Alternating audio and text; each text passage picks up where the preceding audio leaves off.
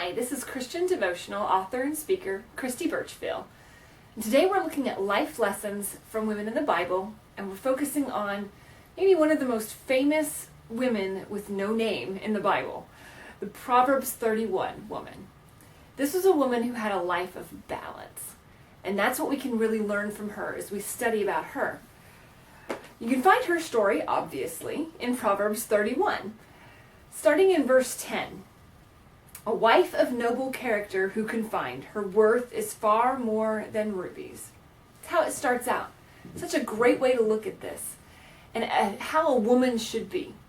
She truly has all of the things in her life in balance. She keeps them in check. As we continue to read through, her husband has full confidence in her. She brings him good and not harm. It talks about the work that she does. She's an industrious woman. She's able to work outside the home. She works inside the home. It talks about the revenue and the investments that she brings into the home. This is a woman who has really gone about finding a way to make her family as profitable as possible. So that's an aspect of her and an aspect of us as women. We are to make our home a profitable place to be. Whether that means we work a job outside the home, whether that means we work a job in the home, all of those things are important and busy. And she keeps very busy. But she doesn't forget the important things in life. It goes on to talk about how she takes care of her family. She knows the needs that her family has. When her children need something, she knows it. And she takes care of it, and she provides for it. When her husband needs something, she knows it, she takes care of it, she provides for it. But it not only talks about just what she does, but about the character of who she is. As you look over in verse 26, it talks about she speaks with wisdom, and faithful instruction is on her tongue. She watches over the affairs of her household and does not eat the bread of idleness. Her children rise up and call her blessed, and her husband also, and he praises her. And listen to what her husband says. Many women do noble things, but you surpass them all. Charm is deceptive and beauty is fleeting, but a woman who fears the Lord is to be praised. We have to, as women, find a way to balance all of the things that are pulling us in this life. There's always going to be stresses and pressures and feeling like we have to do so many things.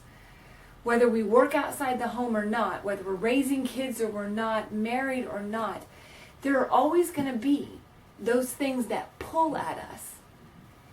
And part of our lesson, part of what we need to learn as women is how to find balance in all of that. And this woman found that.